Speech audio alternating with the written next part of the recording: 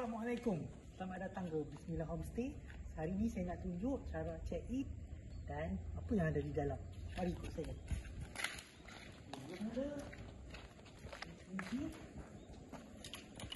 Okey. Dan tekan button D. Auto gate.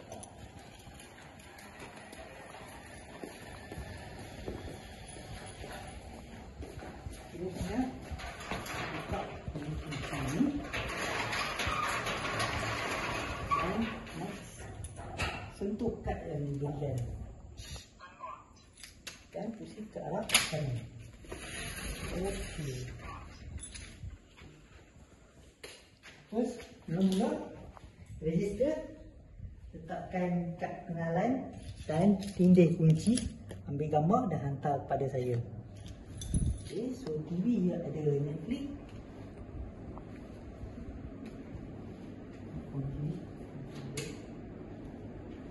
Okay, next. Ini ruang tamu. Okay. Master bedroom.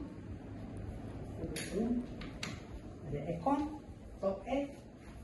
Ini ada ruang untuk solat. Telekong disediakan. Okey, dan bilik air juga luas. Ada shower. Okey. Terus bilik kedua. Ini bilik kedua. Okey, mari masuk. Okey, bilik kedua ada aircon tak? Ada aircon di belakang tu.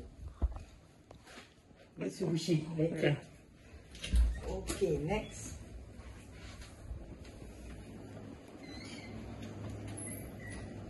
Bilik ketiga.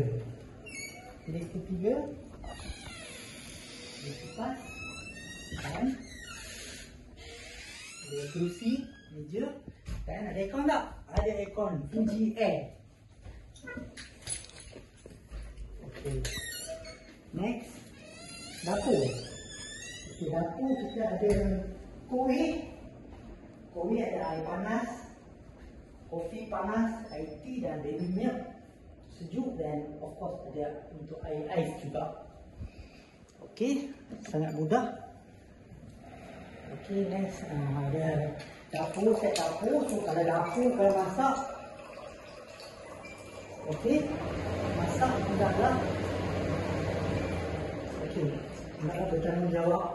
Jika ada minyak, kita akan potong dikit. Okey, so ada tangki, ada mesin basuh, peti sejuk. Okey, ada setrika. Okey, ini ruang makan. Okey, ruang makan. Okey, TV, ada Netflix. YouTube semua ada.